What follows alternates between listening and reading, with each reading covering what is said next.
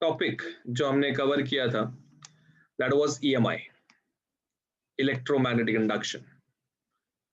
AC circuits उसी का continuation है। It is simple continuation of that topic. कुछ खास नया नहीं है, बट लेवल अपग्रेड हो जाएगा काफी कुछ। देखा जाए तो चैप्टर काफी लेंदी है, बहुत सारे डेरिवेशंस हैं, but boards point of view government ने काफी चीजों को जरा कम कर दिया है। यहाँ पे हमको थोड़ा एक बेनिफिट दे दिया है कि कुछ कुछ डेरिवेशंस वो नहीं पूछेंगे, ऐसे उन्होंने बोला है। बट उसके फॉर्मूलेस तो हमको किसी भी तरीके से याद तो रखने ही पड़ेंगे। फॉर्मूला तो we can not skip the formula वाला पार्ट, तो फॉर्मूलास तो हमको करना ही पड़ेगा अनडाउटेडली। तो कोशिश रहेगा कि मैक्सिमम डेरिवेशंस तुमको सिखा दूं एंड उसके फॉर्मूलेस अच्छे से याद करा दूं, ताकि उसके ऊपर आने वाले जो डिफिकल्ट न्यूमेरिकल्स हैं वो बहुत ही ज्यादा सिंपल तरीके से हमसे निपट जाते हैं। तो कंटिन्यूएशन होगा ऑल्टरनेटिंग करंट जनरेटर से ही। जो एसी जनरेटर हमने पिछले चैप्टर में पढ़ा था, उस एसी जनरेटर का हमने ईएमएफ का इक्वेशन डिराइव किया था, I guess with the heading coil rotating in a uniform magnetic field, and the formula was nothing but E is equals to E naught sin omega t। ये जो so called formula है हमारा E is equals to E naught sin omega t, this was nothing but the instantaneous equation of an EMF produced in a coil rotating in a uniform magnetic field। जहां पे ये जो E naught है, this E naught is the maximum value or peak value of a EMF। मतलब वो पूरा जो wave है, जो साइनोसॉइडल वेव बनता है ना इसका, ठीक है, तो ये जो पूरा साइनोसॉइडल वेव जो बनता है यहाँ पे, इसका जो ये मैक्सिमम वैल्यू जो ये अटेन किया है यहाँ पे, ये getting it, this is E naught plus E naught minus E naught। And इसका जो फॉर्मूला हमने वहां पे डिराइव किया था E naught का, इट वाज बैन ओमेगा, और ओमेगा को आप 2 पाई एफ लिख सकते, तो it was 2 pi F ban F, ऐसा मतलब you can just remember it.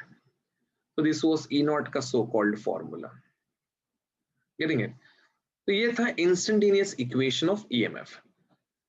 लेकिन guys, if you want EMF for a cycle, you cannot calculate it with the same way you used to do it for any other parameter, like let's say कोई particular area है या कोई average velocity निकाल रहे हैं हम लोग, average speed निकाल रहे हैं, तो वैसे नहीं कर सकते यहाँ पे, क्योंकि यहाँ पे E average over complete cycle would be always coming as 0। क्यों? साइकिल मतलब यहां से लेके यहां तक, समझ रहे? यहां से लेके यहां तक means it would be plus E naught plus minus E naught the whole upon 2, जिसका आंसर आएगा 0। Getting it? तो तुम एवरेज वैल्यू निकालोगे साइकिल का, एवरेज वैल्यू तुमको हमेशा हमेशा 0 ही आएगा। अब सवाल ये उठता है, तो ऐसा रहेगा तो हम कैलकुलेशन कैसे करेंगे? Getting it? What would be the calculation that would B supposedly done? तो उसका एक सिंपल सा जवाब है, ये सेम सिचुएशन हमारे साथ काइनेटिक थ्योरी ऑफ गैसेस में भी हुआ था, जहां पे हम एवरेज वेलोसिटी गैसेस का निकाल नहीं पा रहे थे क्योंकि उसका आंसर 0 आ रहा था। तो वहां पे हमने क्या टेक्निक यूज किया था? Over there we used a technique जिसका नाम था रूट मीन स्क्वायर वेलोसिटी। तो यहां पे हम लोग root mean square that is RMS value calculate करेंगे। कैसे कैलकुलेट करते हैं RMS value? For example I want to calculate E R M S, it would be under root mean का square that is plus E naught का square minus E naught का square the whole upon 2। तो जो भी इसका value निकलेगा that would be the RMS value of it. तो ऐसे हम लोगों ने एक शॉर्टकट फॉर्मूला बना के रखा है जो आप यूज कर सकते हैं directly. It's a relation between maximum and RMS. If you want to calculate ERMS, it is always gonna be E naught upon root 2. If you want to calculate IRMS, it is gonna be I naught upon root 2. RMS को effective value करके भी कहा जाता है। 1 upon root 2, that is 1 upon 1.414 is 0.707. तो ये हो जाएगा कुछ इस तरह से 0.707 I naught. Now what is the meaning of it? 0.707 का क्या मतलब निकलता है कि कोई भी RMS वैल्यू 70.7% होता है उसके E नॉट का, उसके मैक्स का ये 70.7% होता है। Getting it? तो बेसिकली RMS एक बहुत ही ज्यादा प्रिसाइज कैलकुलेशन करने के लिए हमको मदद करता है। एंड एवरेज वैल्यू निकालने का भी यहाँ पे थोड़ा सा परंपरा है, बट द थिंग इज हम लोग एवरेज वैल्यू एक साइकिल का नहीं निकालते, हम लोग हाफ साइकिल का एवरेज वैल्यू निकालते हैं। दैट इज हम या तो क्रेस्ट का निकालते हैं या तो ट्रफ का निकालते हैं। मींस बोलने का मतलब ये है कि अगर ये ऐसा है तो या तो हम सिर्फ इसका निकालेंगे या तो हम सिर्फ नीचे वाले का निकालेंगे। Getting it? कोई तो एक पार्ट का, दैट इज ये 0 है, ये पाई है, ये 2 पाई है, तो we just consider till 0 to pi और we consider from pi to 2 pi. तो वो जो वैल्यू है average, it is E naught by pi and pi is 3.14, तो it would be 0.637 times of E naught और यहाँ पे I average जो निकलेगा हमारा वो रहेगा I naught by pi which would be 0.637 I naught। तो ये कुछ वैल्यूज हैं जो आप याद रख सकते हैं जो आपको तेजी से सम्स सॉल्व करने के लिए मदद करेंगे। तो एसी सर्किट हेडिंग, उसके नीचे ये कंटेंट लिख लीजिए। चलो लेट्स मूव अहेड। अभी ये सब तो चलो टॉपिक अपने को समझ में आ चुका है, दिमाग में जा चुका है। अब थोड़ा सा यहाँ पे दिमाग लगाते हैं, क्योंकि अभी स्टडी करना है अपने को, एसी अल्टरनेटिंग करंट स्टडी करना है। अभी कैसा डीसी के कंपैरिजन में मैक्सिमम इलेक्ट्रॉनिक डिवाइसेस हमारे आज एसी पे चल रहा है। हमारे घर पे मैक्सिमम चीज आप देखेंगे ऑल्टरनेटिंग करंट पे चलती है। अभी ऑल्टरनेटिंग करंट जब इतने सारे डिवाइसेस में यूज होता है तो उसका बिहेवियर भी हमको पता होना चाहिए कि क्या उसका बिहेवियर है।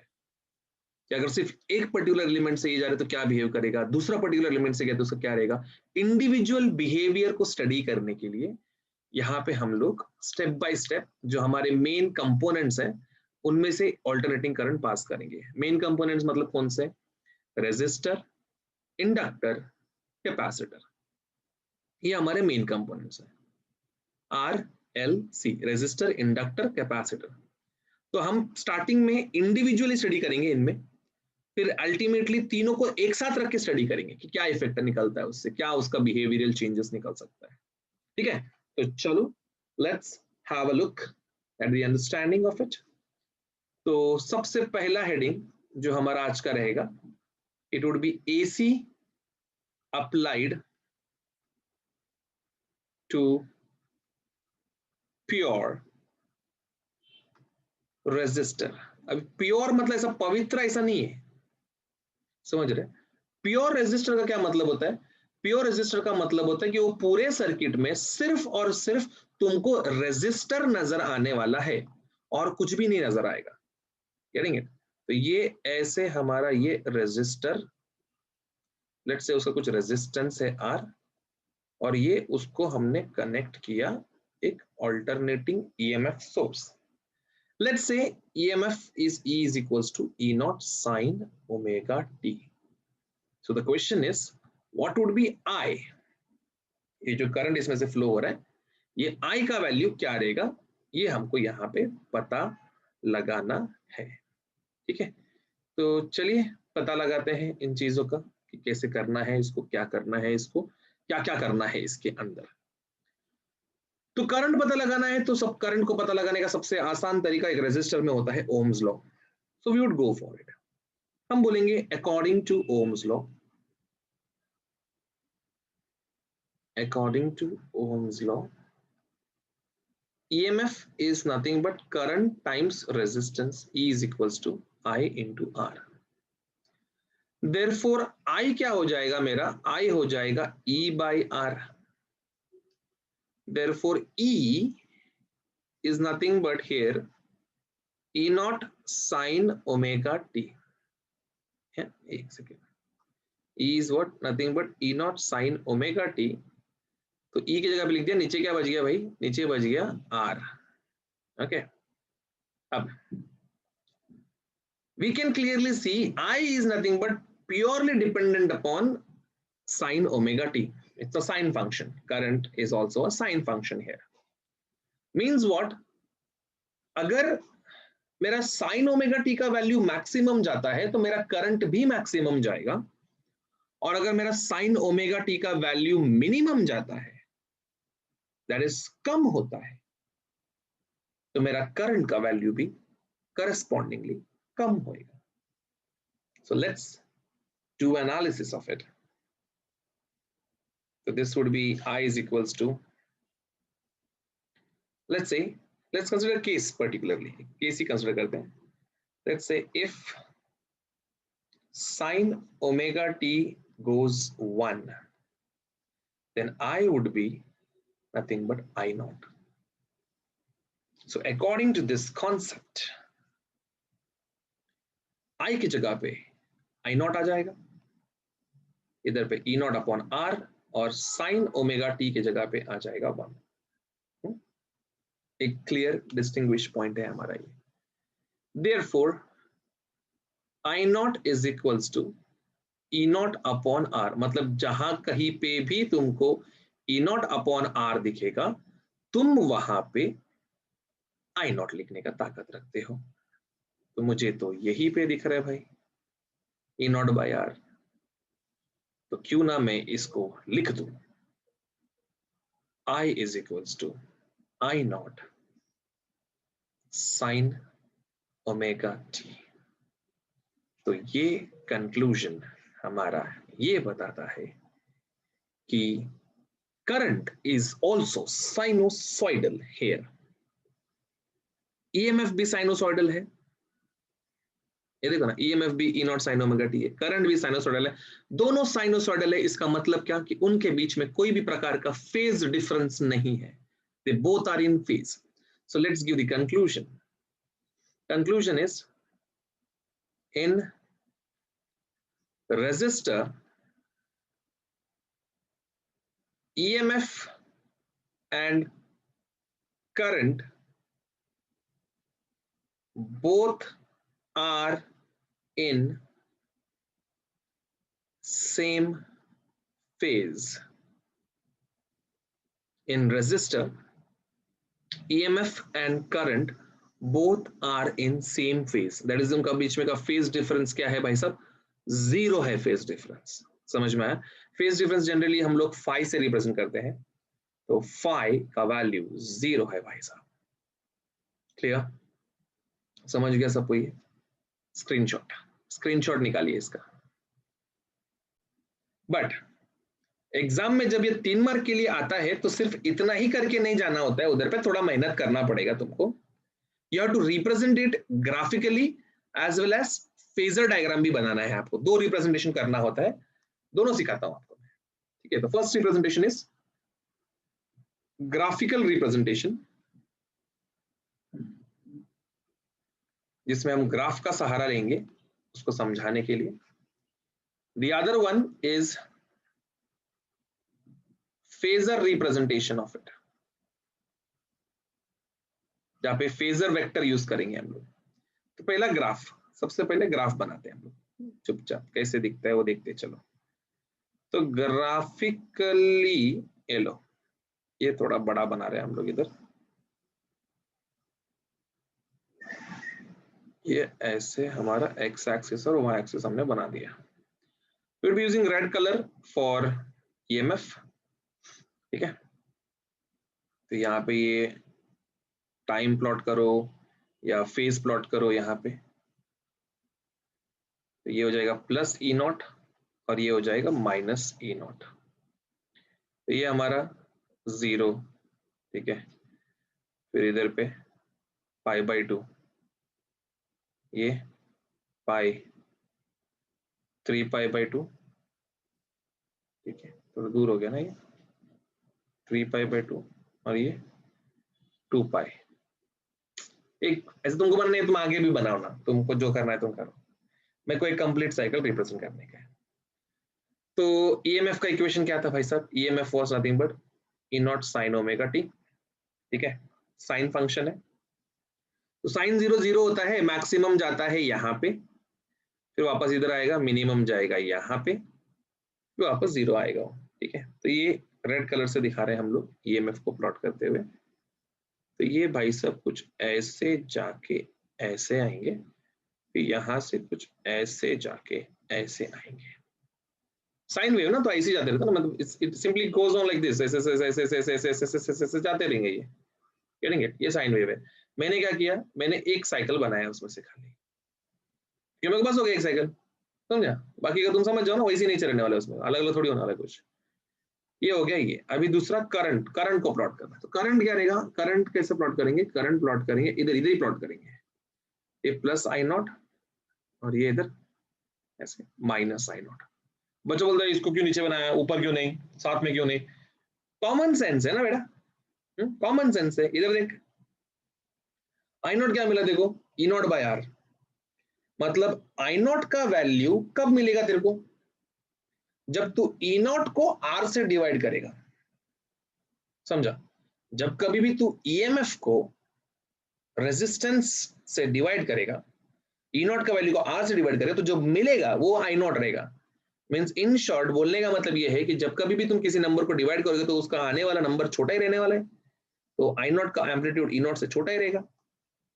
तो उसको तुमको कुछ बनाना पड़ेगा, बट साइनोसॉइडल रहेगा उसका भी नेचर, करेंगे। तो ये हमारा साइनोसॉइडल वेव यहाँ पे बन गया, क्लियर? तो रेड वाला ईएमएफ को रिप्रेजेंट कर रहा है, ग्रीन कलर का करंट को रिप्रेजेंट कर रहा है। तुमको चाहिए तुम आगे भी बना सकते हो, तुम्हारा मर्जी, तुम्हारा एग्जाम है। अब फेजर रिप्रेजेंटेशन, तो phasor representation basically phase difference दिखाने का रहता है। The mandatory condition is current should always be the reference, मतलब करंट का जो वेक्टर है वो हमेशा इस तरीके से दिखाया जाएगा, हॉरिजॉन्टल। एंड अगर ईएमएफ लीडिंग है तो उसको तुम ऊपर बना दो, जो फेज डिफरेंस है वो बना दो। लैगिंग है तो नीचे बना दो, गेटिंग इट? जो फेज डिफरेंस है उसके साथ उसको बना दो, ठीक है। बट द क्वेश्चन इज, यहाँ पे ना तो ईएमएफ लीडिंग है, ना तो यहाँ पे ईएमएफ लैगिंग है, यहाँ पे there is no phase difference at all, there is absolutely no phase difference, means exact overlap होगा ये, getting it? It will be exactly overlapping. Phase difference phi is 0 degree. समझा? स्क्रीनशॉट ले लो इसका भी।